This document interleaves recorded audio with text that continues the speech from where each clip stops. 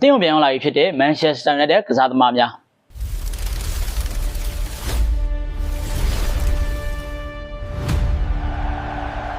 Welcome to United Speaker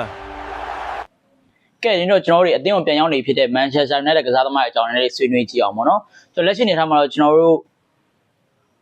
ဘောနော်ကွင်းတဲ့ကစားသမားကပတိန်ဖြစ်တဲ့ Bruno Fernandes ပေါ့ရောက်ရှိနေပြီပြီးရင် Diego Dalot တို့ရောက်ရှိနေပြီပေါ့နော်ပြီးရင်တော့ကျွန်တော် Masraoui ရောက်နေပြီဒါပြီးရင်တော့ကျွန်တော်တို့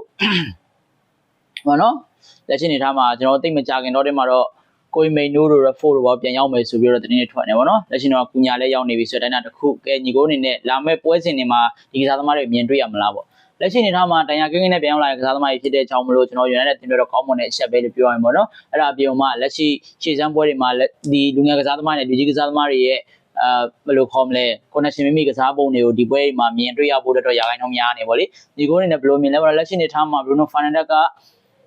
ရောက်နေပေါ့ဗျာ Bruno Fernandes ကိုင်းနေမှာရောက်နေပြီးရင်အဝေးကွင်းဂျာစီကြော်ညာတွေဘာတွေလုံနေဆိုတဲ့နောက်တစ်ခုမှာ Bruno Fernandes ကဒီလာမဲ့ပွဲပြည့်ချင်းတဲ့ပွဲမှာပါဝင်လာနိုင်မလားပေါ့ပါဝင်လာဖို့ရာဂိုင်းနှုန်းလည်းများတယ်ပေါ့နော်အဲ့တော့ဒါတွေပြီးရင်တော့သိမချခင်မှာကျွန်တော်တို့အသင်းကပေါ့နော်ရာသီစတော့မှာရာသီမစခင်တိုင်းတာတစ်ခုမှာနည်းငယ်ခြေစမ်းပွဲလေးတွေမှာဒီတဲ့ပိုပြီးအချိန်နဲ့ကောင်းတဲ့ခြေစမ်းပွဲလေးတွေပြည့်ချင်းတဲ့ပွဲတွေမှာတော့ကျွန်တော်တို့ကစားသမားကောင်းတွေပိုပြီးမြင်တွေ့ရဖို့လိုအပ်တယ်ပေါ့နော်အဲဒီဆန်တို့ခေါ်ထားတဲ့ကစားသမားတွေတယ်လီမန်တို့လည်းပြန်ရောက်နေတဲ့အတိုင်းတာတစ်ခုပါတယ်လီမန်နေရောလာမဲ့ပွဲစဉ်တွေမှာပါဝင်လာနိုင်မလားဆိုတော့စောင့်ကြည့်အောင်ဗျာဒီတော့ကျွန်တော်နည်းနည်းလေး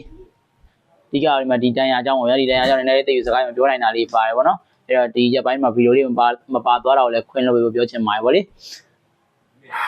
နာတော့နာနေဗောနော်ကဲထားပါဒီလက်ရှိနေထားမှာတော့ကျွန်တော် Bruno Fernandes တို့ရောက်နေဆိုတော့သိမချခင်မှာတော့ကိုမိန်နိုးတို့ရောက်မယ်ဆိုပြီးတော့သိရတယ်ဗောနော်ကိုမိန်နိုးတို့ Raffo တို့ရောက်လာမယ်ဆိုပြီးတော့သိရတယ်လက်ရှိနေထားမှာတော့ Raffo အနေနဲ့လည်းအသင်းမှာကစားဖို့အတွက်အမာခံမှုပုံစံလောက်ဖြစ်နေပဲတိုင်းတာတစ်ခုမှတစ်ဖက်မှာလည်းကျွန်တော် Raffo ပေါ့နော် Fenerbahce အသင်းကနေပြီးမှငွေပုံပေးပြီးမှခေါ်ယူမယ်ဆိုတဲ့သတင်းတက်နေဗောနော်အဲ့တော့ညီကိုအနေနဲ့အဲ့ဒီအသင်းနဲ့ပတ်သက်ပြီးဘယ်လိုမြင်လဲဗောလက်ရှိနေတော့ကျွန်တော်အနေနဲ့ပြောရမယ်ဆိုတော့ Raffo ကိုအသင်းမှာဆက်ထားဖို့ကိုကျွန်တော်တို့အာမပေးဘူးပေါ့နော်ဘာဖြစ်လို့လဲဆိုတော့လက်ရှိနေထားရကွင်းလေ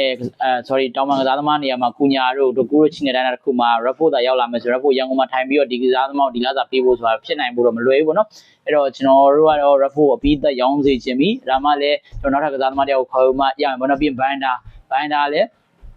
အတင်းထွက်မယ်ဆိုပြီးတင်းထွက်နေဆိုရင်လက်ရှိကြီးတော့ပြောင်းရွှေ့မဖြစ်မြောက်သေးဘာဖြစ်လို့မဖြစ်မြောက်သေးလဲသူတို့အနေနဲ့စင်ပြေသေးလို့လားဆိုတဲ့တိုင်းတာတစ်ခုဂျားထဲမှာဒီလိုမျိုးမဖြစ်မြောက်တဲ့အကြောင်းအရာနောက်ွယ်မှာကျွန်တော်တို့အတင်းလူဝယ်ဖို့အတွက်ခက်ခဲဖြစ်နေဆိုတာလေးရှိရပေါ့နော်အဲ့တော့ဒီကိုအနေနဲ့ရောဒီ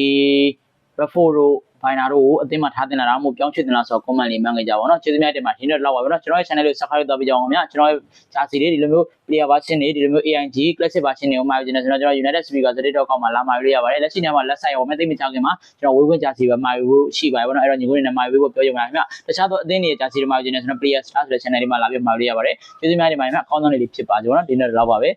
ကောင်းမွန်သောနေ့လေးဖြစ်ပါစေခင်ဗျာကျွန်တော်ရဲ့ channel လေး subscribe လုပ်ပေးကြပါဦးเนาะ